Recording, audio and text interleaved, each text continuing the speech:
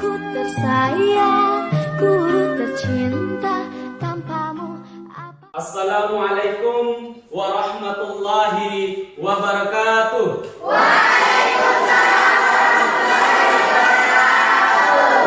Alhamdulillah, puji syukur kita panjatkan kehadirat Allah Subhanahu wa taala karena pada hari ini kita masih diberikan kesehatan dan kesempatan oleh Allah Subhanahu wa taala sehingga kita bisa kembali menjalani rutinitas keseharian kita, yakni mengikuti kegiatan belajar dan belajar. Baiklah anak-anakku sekalian, sebelum kita memulai pelajaran pada hari ini, agar apa yang kita lakukan mendapat rahmat dan ridho Allah Subhanahu wa taala, mari kita sama-sama mengawali kegiatan ini dengan sama-sama membaca doa. Untuk itu, Bapak minta kepada salah satu teman kalian, Hairul Aman, silakan untuk memimpin doa. Duduk siap. Sebelum kita belajar, mari kita berdoa. Berdoa mulai.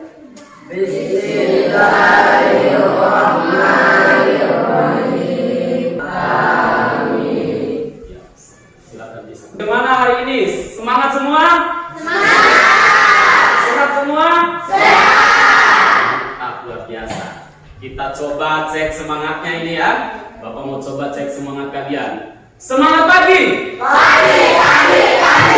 Baiklah anak-anakku sekalian, terlebih dahulu Bapak akan mengecek kehadiran kalian ya. Untuk itu mohon didengarkan namanya. Nur Aini? Sakit ya. Jangan lupa kalau ada teman yang sakit, tolong dijenguk di rumahnya ya. Ya. Pada pertemuan kali ini, kita akan belajar materi di bab keempat, yaitu apa? Indahnya berpuisi. Jadi materi yang akan kita pelajari pada hari ini tentang puisi. Tentu materi ini bukan hal yang baru bagi kalian, ya. Karena materi puisi itu sudah pernah kalian pelajari di kelas 7 pada bab kelima, yaitu mengkreasi puisi rakyat. Ada yang masih ingat pelajaran di kelas 7 tentang pengertian puisi? Siapa yang masih ingat? Ya, Suriani, silakan jelaskan tentang pengertian puisi kepada teman-temannya. Silakan. Pakai mic ya, biar bagus. Harus dilatih keberanian untuk tampil di depan ya. Setuju? Silakan. Jelaskan pengertian puisi. Puisi adalah salah satu jenis karya sastra yang terikat oleh baris maupun bait. Luar biasa, tepuk tangan. Pada pertemuan kali ini kita akan membahas tentang kade 3.7. Apa coba? Kita baca sama-sama. Yaitu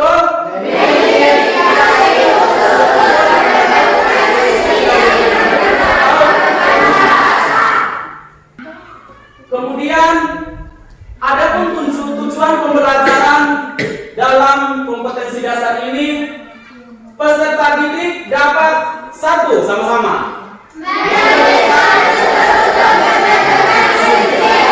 Dan yang keempat, menyimpulkan. Jadi itu tujuan pembelajaran kita pada hari ini, ya. Jadi kegiatan kita dalam kegiatan belajar mengajar di hari ini untuk mencapai 4 tujuan pembelajaran itu. Ya, paham? Paham tidak? Paham. Terkait dengan kade mengidentifikasi unsur-unsur pembentuk teks puisi, maka Bapak akan mencoba membaca sebuah teks puisi yang berjudul Pahlawan Tak Dikenal, karya Toto Sudarto Bachtiar. Senyum bekunya mau berkata, aku sangat muda. Demikian, wassalamualaikum warahmatullahi wabarakatuh. Baik, terima kasih. kasih atas apresiasi baiknya. Apa judul puisi tadi? Bagus, luar biasa. Tepang untuk kita semua. Bapak lihat muka-mukanya sudah sedih ya. Nah, kita semangat kembali. Semangat pagi. Nah, pada kegiatan pembelajaran ini Bapak akan membagi kalian dalam 4 kelompok karena baik, di hadapan kalian sudah ada buku paket, bahan ajar dan juga handphone ya. Jadi apa tujuan kita menggunakan handphone? Agar kita bisa memanfaatkan. Ini adalah habituasi, kebiasaan bahwa handphone itu atau Android yang kalian miliki atau yang ada di rumah kalian tidak hanya digunakan semata-mata untuk bermain game. Bapak sudah menyiapkan lembar kerja peserta didik. Dalam lembar kerja peserta didik ini, kalian akan disuguhkan dengan beberapa tugas atau kegiatan. Tentunya terkait tujuan pembelajaran. Dalam berdiskusi tidak boleh apatis. Apatis dalam artian apa? Kita tidak boleh tidak peduli dengan teman kita. Kita harus peduli ya. Tentu dalam satu kelompok ini adalah anak-anak yang heterogen, yang berbeda tingkat pengetahuannya. Jadi ketika ada anggota kelompok kalian yang pengetahuannya rendah atau di bawah kalian, mari kita merangkul. Mari kita arahkan caranya seperti apa, ya. Kemudian ada pun kegiatan, coba dibuka LKPD-nya ya. Coba disimak atau diperhatikan LKPD-nya. Kegiatan A, Nurfani isi, baca kegiatan A apa perintahnya? Bersama anggota kelompokmu, isilah titik-titik dalam lajur pada tabel berikut ini. Iya, jadi isilah titik-titik dalam lajur pada tabel berikut ini. Tentu dengan bekerja sama. Di hadapan kalian. Pak, permisi mau bertanya. Oh, silakan. Apa ya? Pak, jika jawabannya tidak mau dalam tabel, bolehkah beli di luar? Iya, pertanyaan yang bagus. Tepuk tangan untuk temannya ya. Itu luar biasa pertanyaannya. Sangat cerdas ya. Pertanyaan yang cerdas. Jadi karena LKPD hanyalah panduan, ketika tabel yang Bapak buat itu tidak muat untuk mengisi jawaban-jawaban yang ada, coba kalian tulis di bawah atau di halaman belakang ya. Asalkan tetap urutan nomornya berurut ya. Paham ya? Yang lain juga paham? Dua. Bisa ya? Rahmat, semangat ya. Di akhir pertemuan nanti akan ada hadiah bagi 2 orang tadi yang sudah menjawab di depan ya. Siapa tadi? Ira Suryani dan Emma Aras ya. Kelompok keempat sudah sampai mana? Oh, simpulan ya, silakan. Kelompok 3 simpulan ya. Mantap ya. Semangat pagi. Buat ya. Kelompok 4. Selanjutnya untuk mengecek apakah pekerjaan kalian itu sudah bagus atau bagaimana, maka tahap berikutnya kalian tukarkan LKPD kalian atau tugas kalian dengan kelompok lain. Ke ganjil, genap ke genap ya.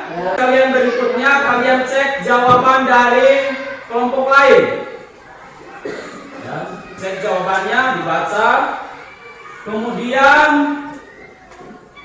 di halaman paling belakang ya, kalian tulis komentar, memberikan komentar secara tertulis ya. Sudah memberikan komentar sudah?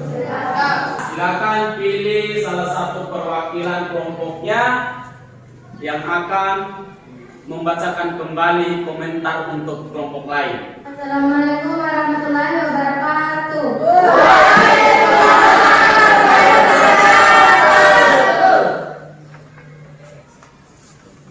Komentar dari kelompok 2. Jawaban dari kelompok 4 sudah benar, namun tulisannya kurang jelas dan kurang rapi. Ya, jadi tepuk tangan untuk Ira ya. Dalam menulis itu tidak hanya benar atau tidak hanya tepat, tapi juga harus rapi dan jelas agar apa yang kita tulis bisa dibaca dan bisa dipahami oleh orang lain. perhatikan bagaimana menulis dan menyampaikan sesuatu dengan bahasa Indonesia yang baik dan benar. Ya. Nah, selanjutnya Bapak akan coba mengecek kembali apa yang menjadi hasil kerjaan kalian. Kelompok 4, ya. Apa judul puisi tersebut? Pahlawan tak dikenal. Karya siapa? Dr. Sudarto Bahtiar. Amanat dalam puisi itu apa yang kalian peroleh? Menghargai jasa pahlawan-pahlawan. Iya, jadi menghargai jasa pahlawan-pahlawan. Bagaimana anak-anak, masih semangat? Masih. Semangat lagi. Puisi itu sama dengan unsur karya sastra lainnya. Ada dua, yaitu unsur ekstrinsik dan unsur intrinsik. Namun yang membedakan antara puisi dengan karya sastra lainnya, yaitu prosa dan drama, terletak pada unsur intrinsiknya. Yaitu unsur intrinsik puisi terbagi atas dua, apa? Unsur fisik dan unsur batin. Unsur batin puisi rasa, dan yang terakhir adalah itu yang membedakan puisi dengan karya sastra lainnya. Nah, kemudian puisi yang berjudul Pahlawan Tak Dikenal karya Dr. Sudarto Bahtiar tadi memiliki tema apa? Patriotisme atau kepahlawanan, ya. Kemudian pesan-pesan yang terkandung di dalamnya bahwa kita harus menghargai pahlawan, ya. Tepuk tangan untuk kita semua. Anak-anak, karena waktu tinggal 10 menit, ya, maka pada kesempatan pertemuan kali ini kita akan menutup kegiatan pembelajaran kita dengan materi KD 3.7, yaitu mengidentifikasi unsur-unsur pembentuk puisi. Jadi tadi kita sudah mengerjakan LKPD yang merujuk pada tujuan pembelajaran kita. Dan Bapak perhatikan dari kelompok 1 sampai kelompok 4 sudah luar biasa jawabannya. Untuk itu, mari kita apresiasi untuk masing-masing kelompok. Tepuk tangan. Nah, seperti janji Bapak tadi bahwa ada hadiah, ya, untuk yang berhasil menjawab. Tapi karena Bapak lihat dari kelompok 1, kelompok 2, kelompok 3, dan kelompok 4 itu sama-sama aktif, maka Bapak akan memberikan apresiasi atau hadiah semua kelompok. Setuju? Senang tidak?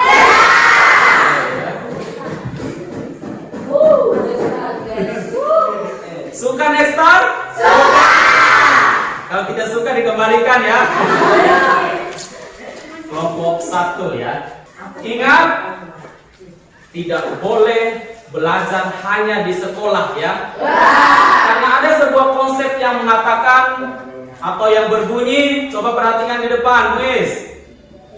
Lifelong education, pendidikan berlangsung seumur hidup. Apa maksudnya? Bahwa belajar itu tidak mengenal usia, tidak mengenal waktu, dan tidak mengenal tempat. Konsep ini sejalan dengan apa yang disampaikan oleh seorang dosen dari Universitas Negeri Mataram yang bergelar doktor. Namanya adalah Dr. Haji Muhammad Sukri, SPDM BUM. Beliau menyampaikan dalam sebuah perkuliahan kepada Bapak dan teman-teman mahasiswa lainnya. Beliau menyampaikan sebuah kutipan buku yang berjudul Moral Education atau Pendidikan Moral, yang ditulis oleh Downey. Dalam buku tersebut dijelaskan bahwa ada 3 wilayah belajar siswa atau peserta didik. Yang pertama, lingkungan sekolah, seperti yang kita lakukan pada saat ini, ya. Kemudian yang kedua, lingkungan keluarga.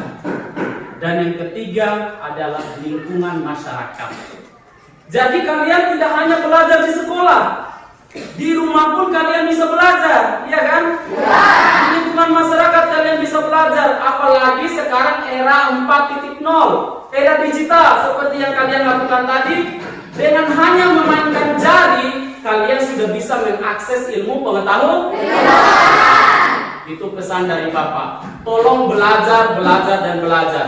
Nah, sebelum kita menutup pertemuan kita pada hari ini, agar apa yang kita lakukan menjadi berkah dan menjadi bekal untuk masa depan kita, untuk kita mencapai kesuksesan, maka karena tadi kita sudah membukanya dengan berdoa, maka kita juga harus menutupnya dengan berdoa.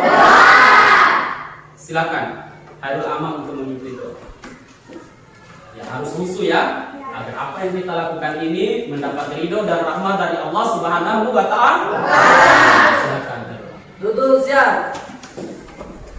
Sebelum kita mengakhiri pelajaran, mari kita berdoa. Berdoa mulai. Selesai. Ya, silakan. Demikian pertemuan kita pada hari ini. Lebih dan kurangnya Bapak mohon maaf jika ada kata-kata dari Bapak yang kurang berkenan, mohon dimaafkan. Tetap jaga kesehatan. Mudah-mudahan bisa kita masih diberikan umur yang panjang untuk bertemu di pertemuan berikutnya. Setuju? Demikian, wassalamualaikum warahmatullahi wabarakatuh.